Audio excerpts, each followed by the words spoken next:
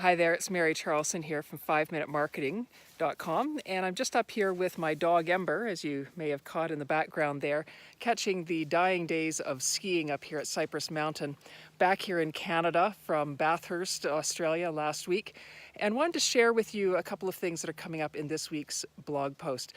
First and foremost, somebody encouraged me to take off my sunglasses in my videos, and when I'm staring directly into the sun, I'm pretty squinty-eyed, so I'm gonna try this for part of the video just so you can actually make a connection and see my eyes behind the lenses. So this week's content, what I'm taking a look at is basically kind of making the most of experiences and putting them into blog posts for creating content in batches. Where I'm going with this is I'm taking a bit of a kind of a tip from some of the things I'm doing in carryonqueen.com, which is my travel writing website. On the way back on the plane, I sort of, brainstormed a whole bunch of topics and areas that I can cover for upcoming travel posts and travel articles, and sort of brainstormed those all out. I had a big list of about 20 possible kind of areas. And then I decided to apply the matrix concept to it.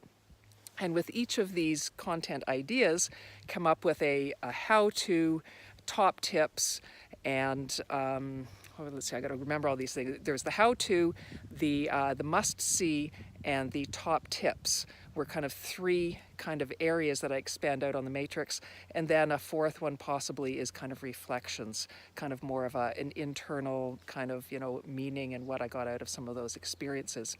So as an example, one of them might be, our kite surfing experience up in Noosa in terms of travel, and there will be a how-to, there will be a top tips learned from it, and then some things in terms of must-see on our trip up and back from that as an example. And then obviously the fourth one would be reflections on the experience, things learned, bit of an internal kind of reflection on what we got out of it.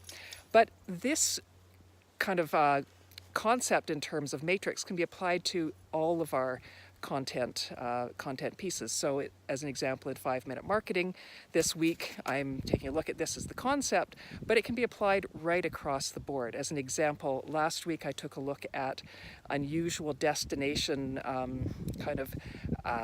places in terms of destinations for restaurants and how they're using that as part of their promotion. And so we could take a look at that in terms of, how to do it, top tips for thinking strategically and basically disrupting your space, and then top tips for what I've observed or what we've seen in terms of other disruptors out there in the space, as an example. So this week's blog post takes a look at this.